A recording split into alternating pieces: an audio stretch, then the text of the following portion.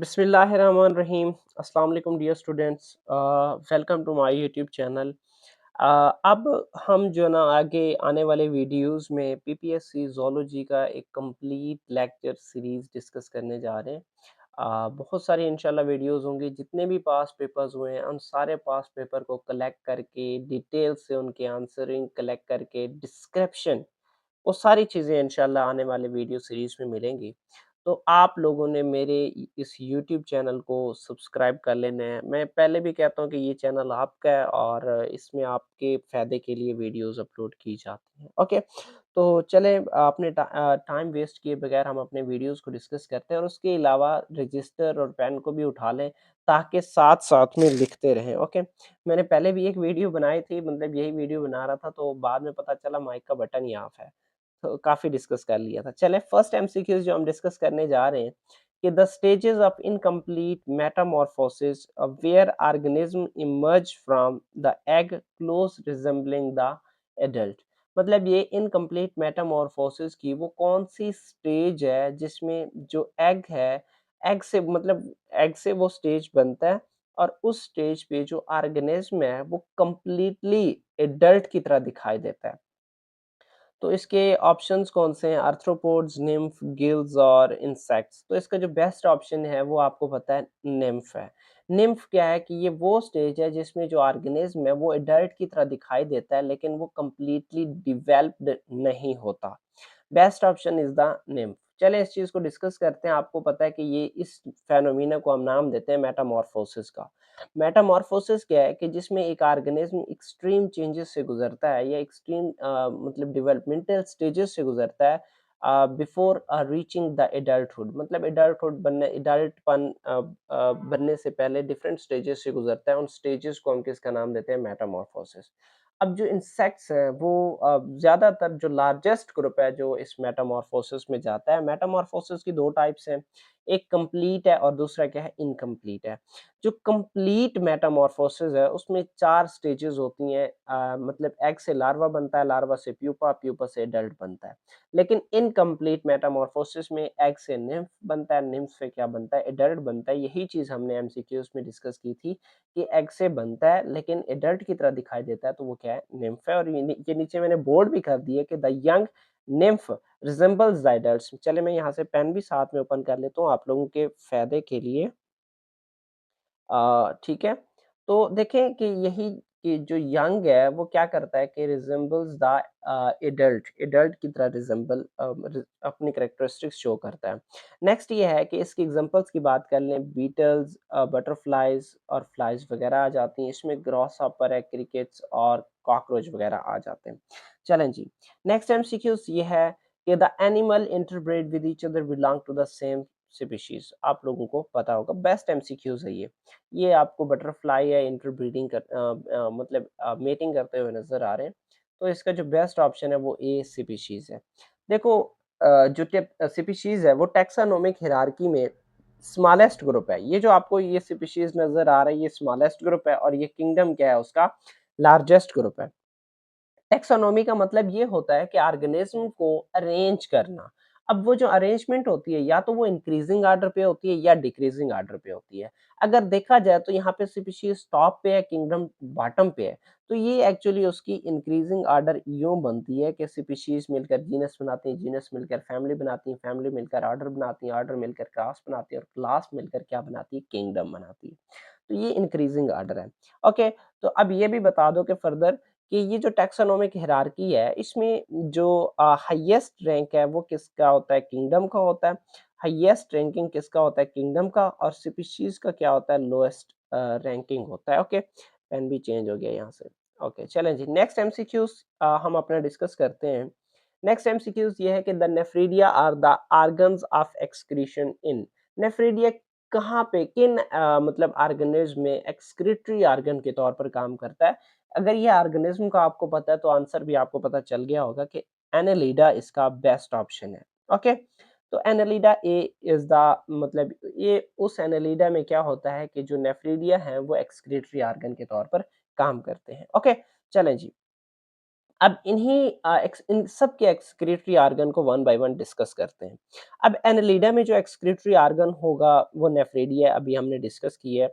अब ये जो नेफ्रेडिया है इसका जो फंक्शन है वो लीवर की तरह होगा। जैसे लीवर मैमल्स में या दूसरे वर्टिब्रेट्स में फंक्शन परफॉर्म कर रहा है, सिमिलर फंक्शन उसका क्या है इस एनालिडा के अंदर है। वेस्ट मटेरियल को रिमूव करता है ब्लड से और स्लेमिक फ्लूइड से। अब नेक्स्ट प्लेटी हेलिमेंथिस है। प्लेटी हेलिमेंथिसिस में जो हेलिमे oh sorry, sorry, sorry, sorry 1 minute मैं स्लाइड को बैक कर लूँ और यहाँ से पेन को दोबारा सेलेक्ट कर लूँ, ठीक है? तो अब इसमें जो प्रोटोनेफ्रीडिया है, ये एक्सक्रीटरी ऑर्गन के तौर पर काम करता है। अब एक्सक्रीटरी ट्यूब हैव एंडिंग्स और उन एंडिंग्स में क्या मौजूद होता है सेलेनोसाइट्स और फ्लेम सेल्स। देखो सेलेनोसाइट्स फ्लैजेलेटेड सेल्स होती हैं, मेसोडर्म से डिराइव्ड होती हैं और इनका काम भी एक्सक्रीशन में होता है। फ्लेम सेल्स का तो आपको पता है कि ये बीट करती हैं और रोशनी प्रोड्यूस होती है, लाइट प्रोड्यूस होती है। नेक्स्ट ये है कि जो है ना मोलस्का में क्या होता है मेटानेफ्रीडिया होता है। अब ये जो मेटानेफ्रीडिया अब it removes the waste material from the internal body fluid से वेस्ट मटेरियल को रिमूव करता है। अब इसमें एक स्पेसिफिक ऑर्गन की बात की गई है, ऑर्गन ऑफ बोजनस। अब ये क्या है कि ये मेटानेफ्रीडिया के तौर पर काम करता है और एक्चुअली इसका फंक्शन किडनी की तरह होता है और ये एक्सक्रीशन में इन्वॉल्व होता है।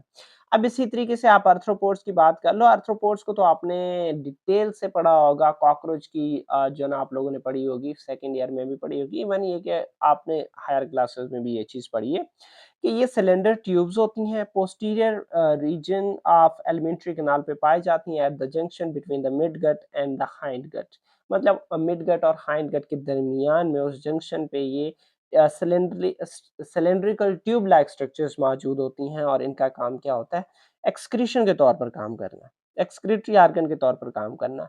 अच्छा, यहाँ पे मैं ये चीज़ आपको दिखाना चाहता था ऑर्गन ऑफ बोजनस, क्योंकि हमने शायद आप लोगों ने पढ़ा हो बट मैंने इसको पहली दफ़ा देखा है और इसको इस चीज़ को मैंने ढूँढा है और आप लोगों को मैंने आगे दिखाया ये चीज़। ओके, चलें जी नेक्स्ट एमसीक्यूज़ ये है प्लेटी हेलिमेंथिस रिज़ेम्बल द एग्ज़ाम्पल ऑफ प्लेटी हेलिमेंथिस एक्चुअली कौन-सा सिस्टम ऑफ ऑर्गेनाइज़ेशन शो करते हैं? वो आपको पता है थोड़ा सोच लें इस बारे में भी, मैं भी मतलब मैंने आंसर तो नीचे दिया हुआ है चलें। तो इसका जो करेक्ट ऑप्शन है वो क्या है कि organ system grid of organisation show करता है। बेस्ट ऑप्शन क्या है सी है। अब इसकी थोड़ी कैरेक्टरिस्टिक्स को डिस्कस कर लेते हैं प्लेटी हेलिमेंथिसिस को। आपको पता है प्लेटी हेलिमेंथिसिस क्या होती हैं, एसिलोमेट्स होती हैं और उसके अलावा ये फ्रीली लिविंग होती हैं, पैरासाइटिक इनकी लाइफस्टाइल होती है। अब ये ट्रिप्लोब्लास्टिक होते हैं, मतलब 3 जर्मिनल लेयर्स मौजूद होती हैं, एंडोडर्म, मेसोडर्म और अ, एक्टोडर्म और बायलैटरल सिमेट्री होती है, मतलब ये कि इसकी बॉडी को किसी एक एक्सिस से 2 इक्वल हाफ्स में कट कर सकते हैं। बाकी पैरासाइटिक और पैरासाइट्स का मैंने बता दिया कि ये क्या होते हैं कि दूसरे लिविंग ऑर्गेनिज्म में डिजीजेस कॉज़ करती हैं।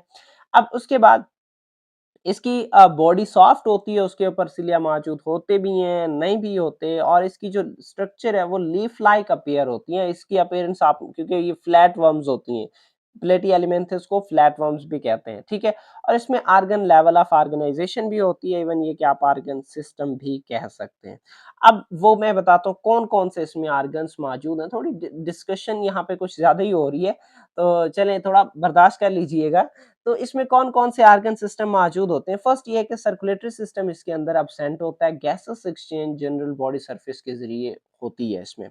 नेक्स्ट ये है कि सिलोम एक्चुअली इसमें एब्सेंट होती है, तो द प्लेटीहेलमिन्थस आर एसिलोमेट्स। नेक्स्ट ये है इसके अगर हम एक्सक्रीटरी सिस्टम की बात करें तो इसमें आपको पता है प्रोटोनेफ्रीडिया मौजूद होता है, पीछे आप पढ़ चुके हैं। इसी तरीके से आप इसमें डाइजेस्टिव सिस्टम की बात करें वो भी मौजूद होता है। नर्वस सिस्टम में इसमें सिफेलाइज्ड नर्वस सिस्टम मौजूद होता है, ठीक है? अब consist of nerve cord growing in various direction, उसकी बॉडी के डिफरेंट डायरेक्शंस की तरफ उस नर्व्स कॉर्ड निकल रहे होते हैं, तो मतलब इसमें एक्सक्रीटरी सिस्टम भी मौजूद है, डाइजेस्टिव सिस्टम भी मौजूद है और नर्वस सिस्टम भी मौजूद है। तो इस वजह से हम कह सकते हैं कि ये organ system grid of organisation show करता है। चलें जी हम अब नेक्स्ट एमसीक्यूज़ को डिस्कस करते हैं। ये जेनेटिक्स मॉलिक्यूलर बायोलॉजी से एमसीक्यूज है।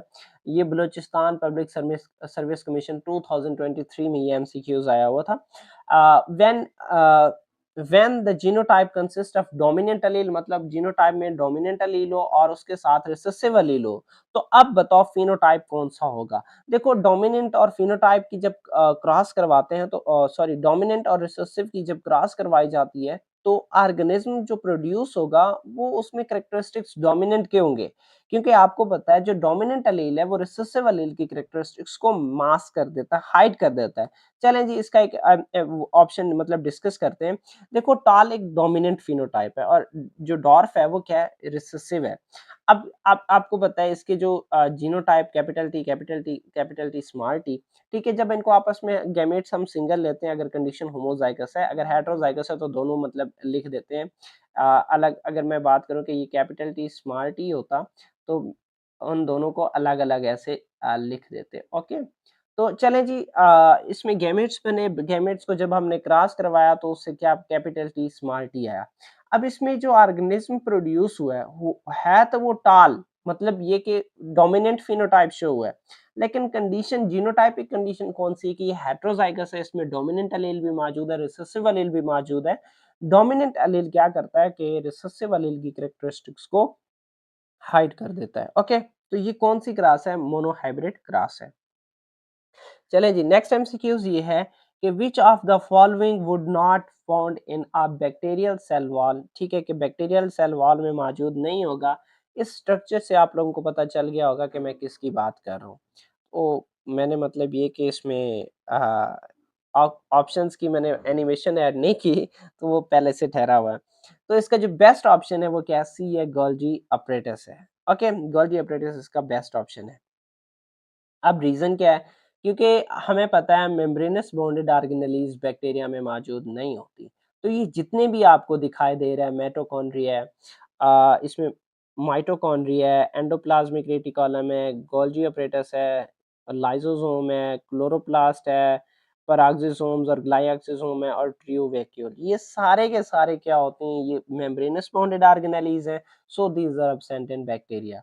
और इवन ये कि आप बात कर सकते हो कि बैक्टीरिया में राइबोसोम्स मौजूद होते हैं और वो राइबोसोम कितने एस सेविडबर्ग यूनिट का होता है? 70 एस। ओके, तो मैं मतलब चलें जाने दें, आप 70 एस थोड़ा एस थोड़ा अजीब लिख गया। अच्छा, एक मजे का क्वेश्चन यहाँ पे है, वो ये क्वेश्चन है, देखें कि how energy is produced if mitochondria is absent in bacteria.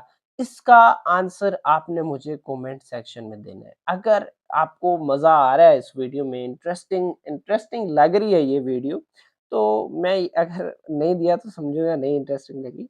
तो इसका आंसर आपने मुझे कमेंट सेक्शन में लाजमी देना है। ओके, चलें जी। Viviparous animals are those. अब विविपेरस एनिमल्स कौन से हैं? कौन सा इसमें बेस्ट ऑप्शन आपको लग रहा है, बताएं मुझे जरा। कि ले लार्ज साइज एग्स, मतलब लार्ज साइज एग रिलीज करती हैं, यंग वंस प्रोड्यूस करती हैं, स्मॉल साइज के एग्स प्रोड्यूस करती हैं, या deliver pre matured ones and then develop in their body. वही उसमें मार्सुपियल एनिमल्स की बात हो रही है कि प्री मेच्योर एनिमल प्रोड्यूस करते हैं और फिर उसके बाद अपनी बॉडी में उसे बैक लाइक मार्सुपियम में क्या करते हैं उसे रखते हैं। तो बहरहाल इसका जो बेस्ट ऑप्शन है विविपेरस क्या करती हैं, give birth to the young ones, अपने बच्चों को पैदा जन्म देती हैं। तो इसका अब इसकी थोड़ी डिस्क्रिप्शन भी, इनकी डेफिनेशन भी यहाँ से देख लें कि जो विविपेरस हैं उसमें जो बेबी एनिमल्स हैं वो बॉर्न होती हैं, जिंदा बॉर्न होती हैं, और इसकी एग्जांपल में जो मैमल्स के जितने भी मैमल स्पीशीज हैं उसमें विविपेरिटी शो करते हैं। और ओविपेरस मतलब ये कि जिसमें एग्स बॉडी से बाहर रखे जाते हैं और उन्हीं एग्स में डेवलपमेंट होती है, डेवलपमेंट से फिर चूजा बनता है, और इसकी एग्जांपल में बर्ड्स और रेप्टाइल्स हैं। ओके, नेक्स्ट ये है कि ओवी विविपेरस में ये है कि जो एग्स हैं वो मदर की बॉडी के अंदर रहते हैं, वहाँ पे उनकी डेवलपमेंट होती है, और जैसे बर्थ होने से पहले उन एग्स को क्या कर दिया जाता है, ले आउट कर दिया जाता है, और इसकी एग्जांपल में शार्क और स्नेक वगैरह आ जाते हैं। ओके, चलें जी नेक्स्ट एमसीक्यूज। नेक्स्ट एमसीक्यूज ये है कि which of the following do all amino acid have in common, मतलब ये कि इसमें से कौन सा स्ट्रक्चर है, बायोकेमिस्ट्री का क्वेश्चन है, कौन सा स्ट्रक्चर है कि जो सेम है, सिमिलर है, हर अमीनो एसिड में ये स्ट्रक्चर मौजूद होता है। वो सल्फर एटम है, वो अमाइन ग्रुप है, वो अमाइन एंड कार्बोक्सिल ग्रुप है, या अल्काइल ग्रुप है, या फिर अमाइन ग्रुप ओनली। तो आपको पता है अमीनो एसिड में 2 स्ट्रक्चर्स, यानी ये जो अमाइन ग्रुप और कार्बोक्सिल ग्रुप है, ये सेम होती हैं और ये अल्काइल चेंज होते रहते हैं। नंबर ऑफ ये जो अल्काइल ग्रुप है, यहाँ पे मिथाइल, जो भी डिफरेंट इसमें नंबर चेंजेस आती हैं। तो द जो इसमें जो सेम चीज़ें हैं, वो एक अमाइनो ग्रुप है और दूसरा कार्बोक्सिल ग्रुप है। तो यहाँ पे ऑप्शन बी जो है ना, वो क्या है? द बेस्ट ऑप्शन है कि अमाइन और जो कार्बोक्सिलिक एसिड कार्बोक्सिल ग्रुप है, वो क्या है? वो सेम रहेगा। A stop codon in DNA is introduced by dash mutations। तो वो कौन से म्यूटेशंस जो है ना स्टॉप कोडॉन लेके आती हैं? तो इसका जो बेस्ट ऑप्शन है वो क्या है? नॉनसेंस कोडॉन जो है ना, नॉनसेंस कोडॉन जो म्यूटेशन है, वो क्या करती है कि स्टॉपिंग कोडॉन इंट्रोड्यूस करती है, जिसकी बेस पे आपकी जो प्रोटीन की सिंथेसिस है वो रुक जाती है। चलें जी, नॉन सेंस म्यूटेशन को थोड़ा डिस्कस कर लेते हैं कि it is the change in one DNA base pair. जो डीएनए का बेस पेयर है, उसमें एक जीन में उसका जो बेस पेयर है, उसमें चेंजेस आती हैं। अब उस चेंजेस की बेस पे जो प्रोटीन सिंथेसाइज हो रहा होता है, उसकी सिंथेसिस भी रुक जाती है और प्रीमेच्योरली मतलब एक प्रोटीन बनता है जो कि हमारे किसी काम का नहीं होता। ठीक है? और ये इससे जो बनने वाला प्रोटीन है, वो फंक्शन भी प्रॉपर्ली नहीं कर पाएगा, क्योंकि हमारी डिजायर्ड प्रोटीन नहीं है। जो हम चाहते थे वो प्रोटीन नहीं है। क्यों? उसमें चेंजेस आई हैं, उसमें म्यूटेशन आई है, उसमें नॉनसेंस म्यूटेशन आई है। ओके, तो चलें इसको देखते हैं थोड़ा। देखो, इस स्ट्रक्चर में आपको ये नीचे एक डीएनए दिख रहा है और उस डीएनए से ये आगे मैसेंजर आरएनए है। तो इस डीएनए में सामने यहाँ पे आप देखें कि ये एडेनिन की जगह, आपको पता है आरएनए में क्या आएगा? यूरासिल आएगा और इस एडेनिन की जगह थाइमीन आ गया। लेकिन थाइमीन के बाद देखें यहाँ पे क्या आया है? साइटोसिन आया और साइटोसिन की अपोजिट मैसेंजर आरएनए में क्या बनेगा? गवानीन बनेगा। तो अब यहाँ पे देखें यूएजी, this यूएजी is a stopping codon. तो भाई अब एक छोटे से जीन में तब्दीली की वजह से आगे स्टॉपिंग कोडॉन आ गई है। अब जैसे स्टॉपिंग कोडॉन आई है, वो तो कहानी रोक देगा। अब इस तरीके से जो प्रोटीन बनेगा, वो तो प्रॉपर्ली फंक्शनेबल नहीं होगा, क्योंकि हमारी डिजायर्ड प्रोटीन नहीं है, तो वो कैसे काम करेगा? जो जो हमें प्रोटीन चाहिए था, वो तो है ही नहीं। ओके, तो चलें जी, नेक्स्ट एमसीक्यूज हम डिस्कस करते हैं। Which kind of skeleton do echinoderm have? Echinoderm में कौन सा स्केलेटन मौजूद होता है भाई? अब आउटर स्केलेटन है, नो स्केलेटन है, लिक्विड स्केलेटन है, या लिक्विड स्पाइन है, या इनर स्केलेटन है? तो इसका जो बेस्ट ऑप्शन है वो क्या है? Inner skeleton. हाउ? चलें इस चीज को डिस्कस करते हैं। ये इसका स्ट्रक्चर आपको नजर आ रहा है। ठीक है, तो चलें जी, आपको पता है एंडोस्केलेटन। इसमें एक्चुअली इनर स्केलेटन का क्या मतलब? क्या ले एंडोस्केलेटन मौजूड होता है।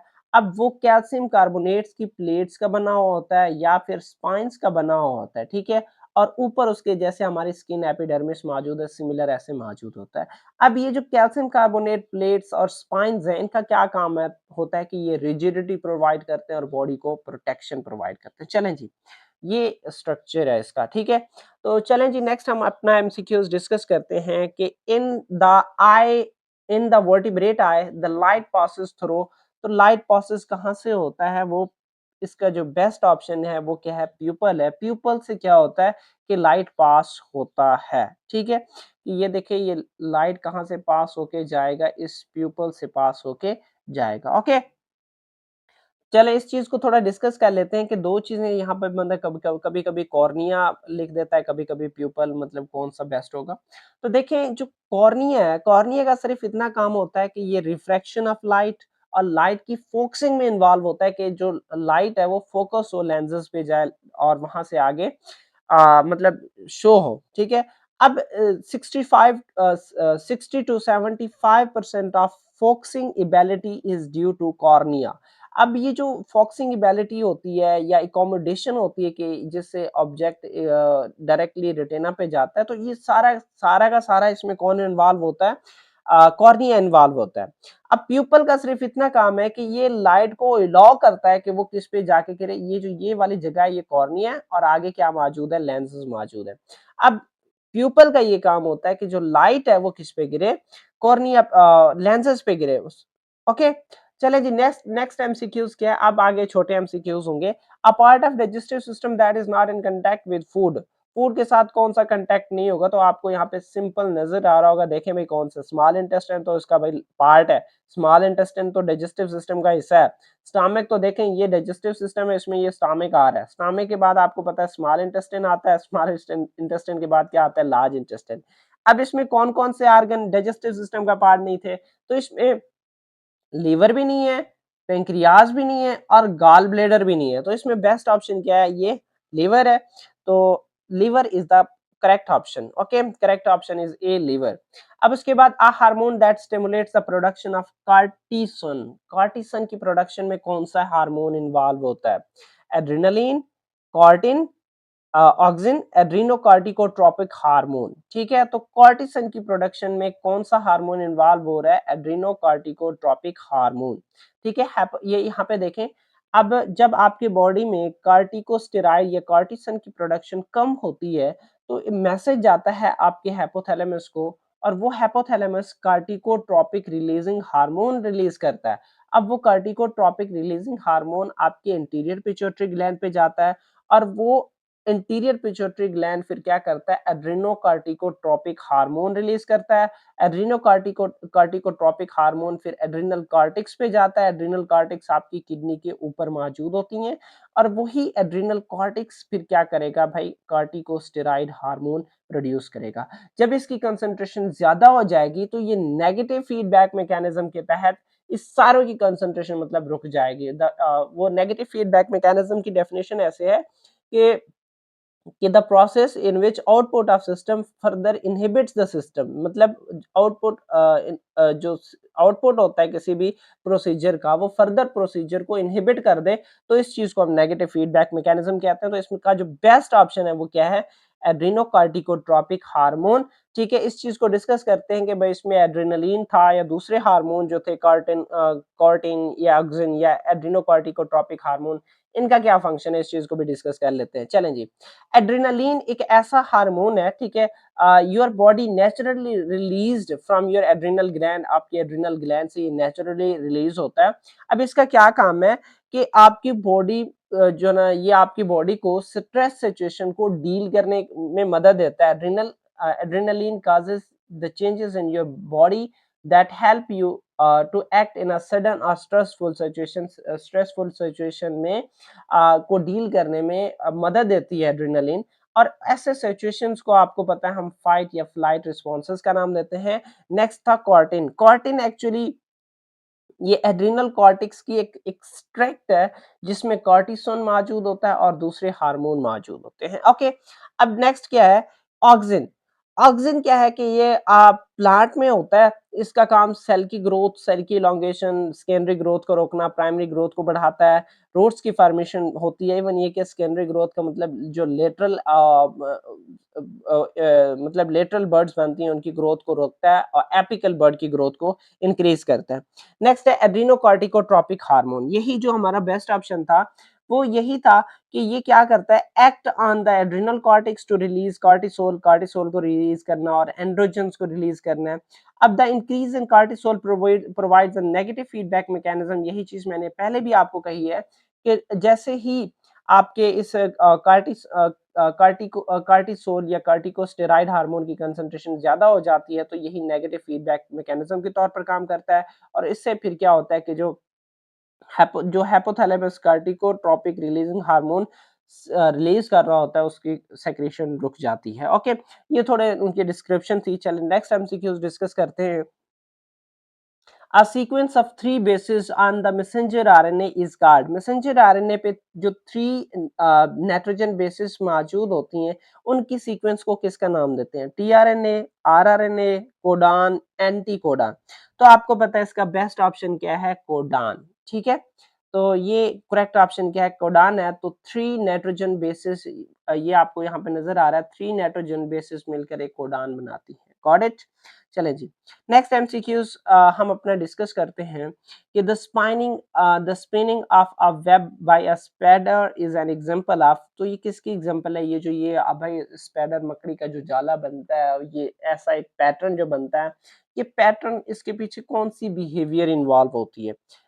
इंस्टिंक्ट बिहेवियर होती है, कंडीशनल रिफ्लेक्स होती है, ट्रायल एंड एरर लर्निंग है, या ये उसकी आदत है? ठीक है, तो इसका बेस्ट ऑप्शन क्या है?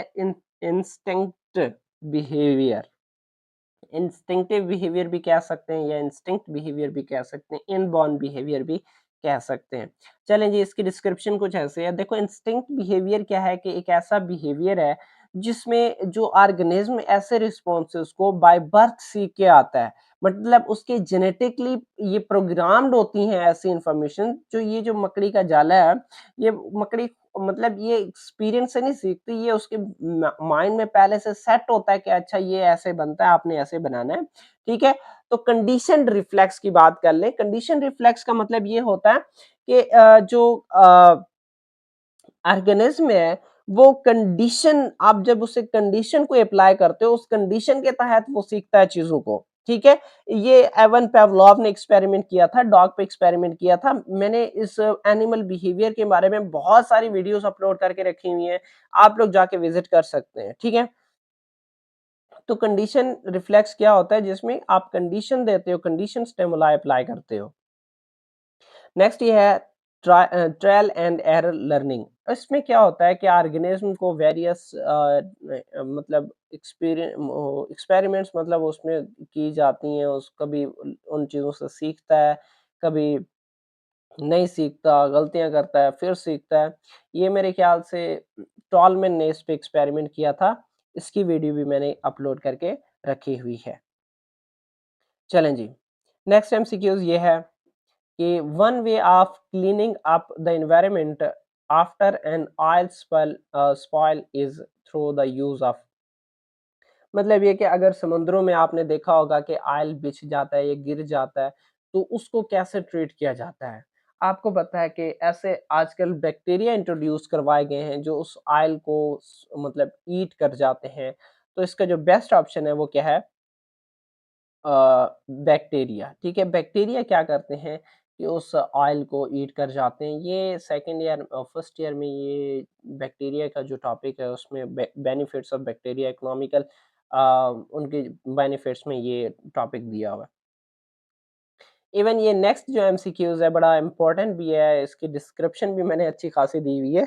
तो all of the following are because of parasitic worm except, मतलब ये कि सारे पैरासाइटिक वर्म की वजह से होते हैं सिवाय एक के। अब वो कौन-सा है? फिलेरिया है, लीच है, लीवर फ्लैक है या फिर रिंग वर्म है, ठीक है? यहाँ पे धोखा नहीं खाना क्योंकि रिंग वर्म, वर्म तो वहाँ से दिख रहा है लेकिन ये और चीज़ है। रिंगवर्म एक बीमारी है ये वाली, और ये फंजाई की वजह से होता है। तो सारे पैरासाइटिक वर्म में सिवाय किसके? रिंगवर्म के, जो कि ये क्या है? पैरासाइटिक नहीं है, ये फंजाई की वजह से काज़ होता है, मतलब वर्म नहीं है, ये फंजाई की वजह से काज़ होता है। तो बेस्ट ऑप्शन क्या है? डी है, रिंगवर्म इसकी एक्सप्लेनेशन है। चलें जी, अब इसकी डिटेल डिस्क्रिप्शन। फिलेरिया एक्चुअली इसके इन्फेक्शन को हम नाम देते हैं filariasis. It is caused by infection with a parasite classified as a nematode round worms. Filaria round worms यानी नीमाटोड की वजह से काज होता है, और जो इसकी फैमिली है वो क्या है? फिलेरियो डीडा, डीडीआई, डेडियाई जो भी है, ओके, उसकी वजह से काज होता है। नेक्स्ट लीच है। Leech are the carrier of bacteria and viruses. Leech आपको पता है कि वर्म में एक्टोपैरासाइट के तौर पर काम करता है। लीवर फ्लेक फेसिकोलिसिस, फेसिकोलियासिस, ठीक है? ये वही फेसिकोला हेपेटिका बैक्टीरिया, मतलब ये वो वर्म है जो क्या काज करता है? यही फेसिक्यो लाइएसिस काज करता है। ओके, ये कहाँ पाया जाता है? It is found in the bile ducts and the liver of infected people की लीवर में और बाइल डक्ट में पाया जाता है। अब इसी तरीके से नेक्स्ट रिंगवर्म की बात कर लें। रिंगवर्म क्या है कि ringworm is a common infection of the skin and nails that is caused bye fungi. ठीक है, मैंने ये पहले भी आपको बता दिया कि ये किसकी वजह से होता है? फंजाई की वजह से काज होता है। अब इसमें जो इन्फेक्शन इज कॉल्ड रिंगवर्म क्यों कहते हैं? क्योंकि इसमें इची, रेड और सर्कुलर रश प्रोड्यूस होता है। तो यहाँ पे देख लें आप, मैं यहाँ पे चलें दिखा देता हूँ कि ये एक सर्कुलर मतलब रश बन गई है। इस बेस पे इसको नाम दिया जाता है रिंगवर्म का। ओके, हमारा नेक्स्ट एमसीक्यूज ये है कि all of the following are the primates except, इसमें से कौन सा है ऐसा ऑर्गेनिज्म है जो प्राइमेट नहीं है? चिंपैंजी, गोरिल्ला, जिराफ और ह्यूमन। आपको पता है कि चिंपैंजी हो, गोरिल्ला हो या ह्यूमन हो, ये सारे के सारे प्राइमेट्स हैं। इवन मंकी की बात भी कर लें। अच्छा, ये इस पिक्चर को जरा गौर से देखें। और एक मिनट, किसी की नजर तो नहीं लगी मुझे, मतलब इस पिक्चर को? ठीक है, बड़े मजे की बात है, यहाँ थोड़ा फनी भी पॉइंट बन जाता है कि ये सेल्फी स्टाइल आपने कहीं देखी होगी। सॉरी, ये सेल्फी स्टाइल आपने कहीं देखी होगी। तो देखिए, इसका बेस्ट ऑप्शन क्या है कि जिराफ क्या है कि ये प्राइमेट नहीं है। चलें जी, नेक्स्ट एमसीक्यूज अपना डिस्कस करते हैं कि if gastric juice is tested with a pH meter, the मतलब pH meter the most likely to be, मतलब उसकी पीएच कितनी होगी? अगर गैस्ट्रिक जूस को आप पीएच मीटर से मेजर कर रहे हैं तो उसकी पीएच कितनी होगी? तो उसका जो बेस्ट ऑप्शन है वो 2 है। उसके पीछे रीजन ये है कि गैस्ट्रिक जूस में एक तो मौजूद होता है पेप्सिन। ओके, क्या मौजूद होता है? पेप्सिन मौजूद होता है। और सेकंड चीज क्या है कि उसमें मौजूद होता है HCl। अब ये दोनों के दोनों क्या है कि ये आपको पता है कि एसिडिक होती हैं, स्ट्रॉन्ग एसिड हैं। अब स्ट्रॉन्ग एसिड होने की वजह से ऑलमोस्ट जो पेप्सिन इटसेल्फ की जो पीएच है वो भी कितने के बराबर होती है? 2 के बराबर होती है। 2 या 2 से कम, थोड़ी थोड़ी ऊपर नीचे हो सकती है। तो इस वजह से इसका जो बेस्ट ऑप्शन है वो क्या है? 2 है। चलें जी, नेक्स्ट एमसीक्यूज हम अपना डिस्कस करते हैं। मैंने यहाँ पे एनिमेशन भी नहीं ऐड की यार। चलें, एमसीक्यूज अपना बेस्ट एमसीक्यूज डिस्कस करते हैं। नेक्स्ट एमसीक्यूज डिस्कस करते हैं कि blender experiment to prove DNA as a genetic material was performed by, किसने परफॉर्म किया था भाई? वो जो ये एक्सपेरिमेंट है वो परफॉर्म किया था हार्शे एंड चेस ने। ठीक है, चेस लड़की है, हार्शे मेल है, इन दोनों ने मिलकर क्या किया था? एक्सपेरिमेंट पेश किया था। और ये एक्सपेरिमेंट 1952 में है। ओके, तो 20 सेंचुरी तक, मतलब 20th सेंचुरी में साइंटिस्ट यही कंसिडर, जो बियोलॉजिस्ट हैं वो यही कंसिडर करते थे कि भाई protein is a genetic material. लेकिन 19 मेरे ख्याल से, मैं आपको ये बता देता हूँ कि 1945 में, सॉरी 1944 में दो साइंटिस्ट थे, उन्होंने प्रूफ कर दिया कि जो डीएनए है, मतलब उन्होंने सजेशन दी थी ये डीएनए क्या है कि जेनेटिक मटेरियल के तौर पर काम करता है। ठीक है, 1945 में दो साइंटिस्ट थे, चले मैं उनके नाम भी बता देता हूं आपको। एक है एवरी मैकलाइड और दूसरा है मैककॉर्टी। ठीक है, मैं यहां लिख लेता हूं कि एवरी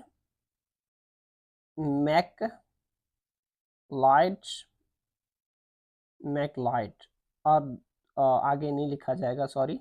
तो नेक्स्ट ये है कि जो है ना मैककॉर्टी मैककॉर्टी। अब इन दोनों ने 1944 में ये कहा था कि भाई जो डीएनए है वो जेनेटिक मटेरियल है। अच्छा, ठीक है। अब हर्शे और चेस ने कहा चले भाई हम इस पे एक्सपेरिमेंट करके देखते हैं, चले।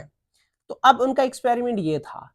एक्सपेरिमेंट फर्स्ट ये है कि उन्होंने प्रोटीन को मतलब टेस्ट किया कि क्या आया ये जेनेटिक मटेरियल है। दूसरा ये कि उसने डीएनए को लिया था और उन्होंने ये देखा कि क्या ये जेनेटिक मटेरियल है या नहीं है। अब उन्होंने क्या किया कि ये बैक्टीरियोफेज ले लिया। बैक्टीरियोफेज आपको पता है जो प्रोटीन है, प्रोटीन में मौजूद होता है सल्फर। क्या मौजूद होता है प्रोटीन में? सल्फर मौजूद होता है। अब प्रोटीन कोट में उन्होंने सल्फर कौन सा ऐड कर दिया? रेडियो एक्टिव सल्फर ऐड कर दिया 35। अब उसके प्रोटीन कोट में रेडियो एक्टिव सल्फर मौजूद था 35। अब आपको पता है कि जो रेडियो एक्टिव एलिमेंट्स हैं वो लाइटनिंग प्रोड्यूस करते हैं। तो भाई उसको उन्होंने बैक्टीरिया पे इंजेक्ट करवा दिया। तो अब आपको पता है कि भाई जेनेटिक मटेरियल ही बैक्टीरियोफेज का किसके अंदर इंटर होता है, बैक्टीरिया के अंदर इंटर होता है। उसका प्रोटीन कोड तो बाहर रह जाता है। अब जो ऑफस्प्रिंग प्रोड्यूस हुई, ऑफस्प्रिंग में वो जो आपका सल्फर 32 है वो मौजूद था ही नहीं। कैसे कंसीडर किया जाए कि उसकी जो प्रोटीन कोट है उसमें भाई सल्फर मौजूद है, वाह जेनेटिक मटेरियल कंसीडर हो गया? नहीं। चूँकि फर्दर उन्होंने ये भी किया कि वो जो ऑर्गेनिज़्म यहाँ पे बने थे ना इससे, उनको उन्होंने किसके अंदर एक मतलब ब्लेंडर के अंदर उन्होंने एक मिक्स मतलब लेके उन्होंने सेंट्रीफ्यूगेशन करवाई। सेंट्रीफ्यूगेशन में भी ये पता चला कि उसकी जो कवरिंग है या जो प्रोटीन कोट है उसमें मतलब वो जो रेडियो एक्टिव थी वो मौजूद थी। जो पैलेट मौजूद होता है नीचे जो जेनेटिक मटेरियल बैठ जाता है उसमें मौजूद नहीं था। ओके, तो यहाँ से उन्होंने कहा कि भाई protein is not a genetic material. Next ये है कि उन्होंने क्या किया, अब फास्फोरस जो मतलब डीएनए है, डीएनए को उन्होंने रेडियो लेबल किया, मतलब फास्फोरस 32 उसमें ऐड कर दिया।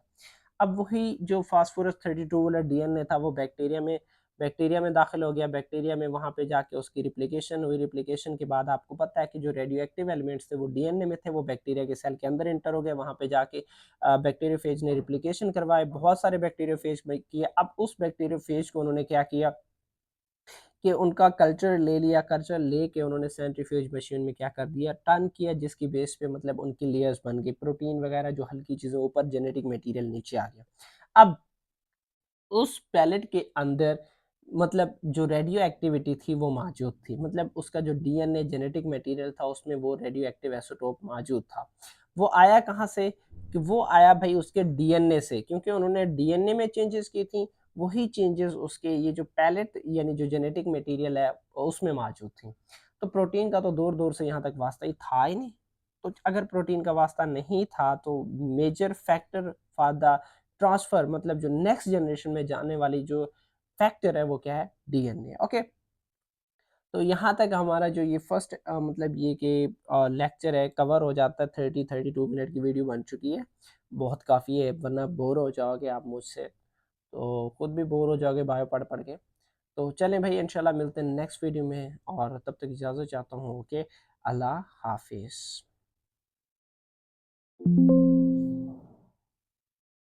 चलें डिस्कॉर्ड।